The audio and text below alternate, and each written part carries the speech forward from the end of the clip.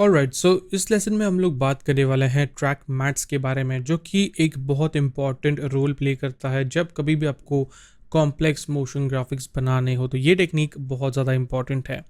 तो यहाँ पर लेयर्स के आगे हमें कुछ मोड्स मिल जाते हैं, ब्लेंडिंग मोड के आगे ट्रैक मैट के लिए। अगर आपको ये जो ट्रैक मैट ऑप्शन है वो विजिबल नहीं है तो आप सिंपली इस टॉगल स्विच बटन पे क्लिक कर सकते हो, या तो F4 भी प्रेस कर सकते हो, जो कि एक शॉर्टकट है।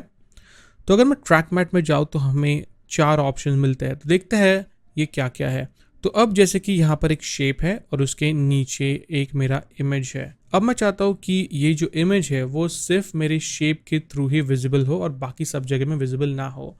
तो सिंपली मैं इस इमेज का जो ट्रैक मैट है उसे सेट कर दूंगा अल्फा मैट पे। और जैसा कि आप देख सकते हो कि जो हमारा बैकग्राउंड है वो अब ट्रांसपेरेंट हो गया है, जिसे आप चेक कर सकते हो यहाँ से। ये टॉगल स्विच है ट्रांसपेरेंसी का, जिसे क्लिक करके आप देख सकते हो जैसे ये पैटर्न आ जाएगा, मतलब कि आपके जो बैकग्राउंड है वो ट्रांसपेरेंट है। तो अगर आप रेंडर करोगे तो जो बैकग्राउंड है उसमें कुछ नहीं आएगा। ठीक है, अब जैसे ही आप इस लेयर का ट्रैक मैट चेंज करते हो, यहाँ पर कुछ चीज़ें इफेक्ट में आई है। जैसे कि देख सकते हो जो ऊपर शेप लेयर का आई बटन था वो ऑफ हो गया है अपने आप ही। ये जो 2 आइकन है ये इंडिकेट कर रहे हैं कि ये जो टॉप लेयर है वो as a track matte use हो रही है बॉटम लेयर के लिए। तो जो बॉटम लेयर है वो सिर्फ और सिर्फ इस लेयर के थ्रू ही विजिबल है। अगर मुझे यही चीज़ इसके अपोजिट करनी है तो मैं यहाँ पर जाऊँगा और सेलेक्ट करूँगा अल्फा इन्वर्टेड मैट। तो यही अपोजिट हो गया है। अब जो इमेज है वो ऊपर वाले शेप को छोड़ के बाकी सभी जगह पे विजिबल है। अब यहाँ पर एक बात सोचने वाली है कि ये तो हम मास्क यूज करके भी कर सकते हैं, तो इसमें फ़र्क क्या है। तो इसमें फ़र्क देख लेते हैं क्या है। तो इसे मैं नो ट्रैक मैट पे सेट करता हूँ। तो जब हम मास्क यूज़ करते हैं ना, फॉर एग्जाम्पल मैं यहाँ पर जाकर एक्लिप्स टूल सेलेक्ट करता हूँ और एक मास्क यहाँ पर क्रिएट कर देता हूँ जो कि सेम रिजल्ट देते हैं। बट इसमें एक इशू क्या है कि जब आप इस इमेज को एनिमेट करोगे, जैसे मैं अगर पोजीशन सेलेक्ट करूँ और इसे एनिमेट करूँ, तो मास्क भी उसके साथ साथ ही एनिमेट होगा। ठीक है, इसके अलावा इस पे ऑप्शन नहीं है। बट जब कभी भी हम ट्रैक मैट यूज़ करते हैं जैसे यहाँ पर, तो मैं सिर्फ और सिर्फ इस शेप को भी एनिमेट कर सकता हूँ अलग से, और इस इमेज को भी मैं अलग से एनिमेट कर सकता हूँ। फॉर एग्जांपल अगर एक छोटा एनिमेशन देके मैं आपको समझाऊँ तो मैं शेप में ऐड कर दूंगा एक स्केल एनिमेशन। सो ये 0 से 100 जाएगा, और इस इमेज में मैं ऐड कर दूंगा स्केल एनिमेशन बट उल्टा। तो ये जाएगा यहाँ पर इस तरीके से 100 पर। तो जैसा कि आप देख सकते हो दोनों ही अलग एनिमेशन है। जो इमेज है वो जूम होके स्केल इन हो रहा है और ये जो शेप है ये छोटे से बड़ा हो रहा है। तो इस तरीके से काफ़ी अलग अलग आप एनिमेशन दे सकते हो। जैसे अगर मैं चाहूँ तो यहाँ पर इस शेप को पोजीशन एनिमेशन दे सकता हूँ। तो यहाँ पर क्लिक करूँगा, इसे मैं मान लीजिए यहाँ पर इस तरीके से मूव करता हूँ। तो इसे यूज़ करके आप काफ़ी इंटरेस्टिंग और कॉम्प्लेक्स लुकिंग एनिमेशन बना सकते हो। ये तो एक काफ़ी बेसिक एग्जाम्पल है। और यहाँ पर आपको और एक चीज़ का खास ध्यान रखना है, वो है लेयर ऑर्डर का। ट्रैक मैट यूज़ करने के लिए आपको उन दोनों लेयर्स को एक दूसरे के आसपास ही रखना होगा, मतलब ऊपर नीचे ही रखना होगा। अगर मैं लेयर ऑर्डर चेंज कर दूँ, फॉर एग्जाम्पल अगर मैं इस इमेज को नीचे ले लूँ तो ट्रैक मैट चेंज हो जाएगा, क्योंकि अब इस इमेज के ऊपर एक टेक्स्ट लेयर है तो वो टेक्स्ट को एज अ ट्रैक मैट देख रहा है।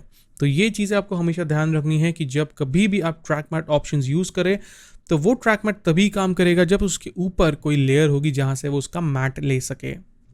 अब हम बात करते हैं जो दूसरे 2 ऑप्शन हैं, जो कि है लूमा मैट और लूमा इन्वर्टेड मैट। हमने अल्फा मैट और अल्फा इन्वर्टेड देख लिया, अब देखते हैं लूमा मैट और लूमा इन्वर्टेड मैट। तो जैसे कि अल्फा मैट क्या करता है, वो अल्फा वैल्यूज को रीड करता है। लूमा मैट जो है वो लूमिनेंस वैल्यू को रीड करता है, मतलब लूमिनेंस मतलब white values and black values. तो यहाँ पर मेरे पास एक ग्रेडियंट है जिसमें दोनों ही वैल्यूज है, वाइट एंड डार्क। तो अगर मैं इसे सेट कर दूँ लूमा मैट पे, तो जैसा कि आप देख सकते हो जहाँ पर भी जो ऊपर वाला ग्रेडियंट वाइट है वो वहाँ पर इमेज विजिबल है। जैसे जैसे वो ब्लैक हो रहा है वहाँ पर जो इमेज है वो फेड आउट हो रहा है या डिसअपियर हो रहा है। तो लूमा मैट रीड करता है luminance value, alpha matte read करता है alpha values of any object और एनी लेयर। और अगेन जैसे कि मैंने कहा, आप इसे इंडिविजुअली एनिमेट भी कर सकते हो। तो इस तरीके के आप कूल ट्रांजिशंस जो है वो बना सकते हो इस लेयर को एनिमेट करके। और इसका जो दूसरा ऑप्शन है लूमा इन्वर्टेड, वो इसका इन्वर्टेड ऑप्शन है, एज सिंपल एज दैट। ये जो मोड है ना लूमा मैट, ये एक्चुअली टेक्सचर्स ऐड करने के लिए आपके एनिमेशन में बहुत ज़्यादा यूज़फुल आता है। तो यहाँ पर जैसा कि आप देख सकते हो, यहाँ पर मेरे पास एक टेक्सचर है। इसका अगर मैं नो ट्रैक मैट पे सेट कर दूँ तो ये है हमारा एक टेक्सचर का वीडियो। तो ये टेक्सचर को ऐड करना है मुझे इस पर्टिकुलर शेप पे, तो इसे मैं सेट कर दूंगा लूमा मैट पे। तब जहाँ कहीं भी वाइट होगा, मतलब जो टेक्सचर का कलर वाइट है वो विजिबल होगा, और जहाँ कहीं भी ब्लैक है वो डिसअपियर हो जाएगा। अगर मैं इसी का उल्टा कर दूँ तो यहाँ पर हमें मिल जाता है ये बहुत ही इंटरेस्टिंग लुक, जो कि आपने काफ़ी सारे मोशन ग्राफिक्स प्रोजेक्ट्स में देखा होगा कि लोग बहुत ही इंटरेस्टिंग टेक्सचर्स यूज़ करते हैं अपने एनिमेशन को और भी इंटरेस्टिंग बनाने के लिए।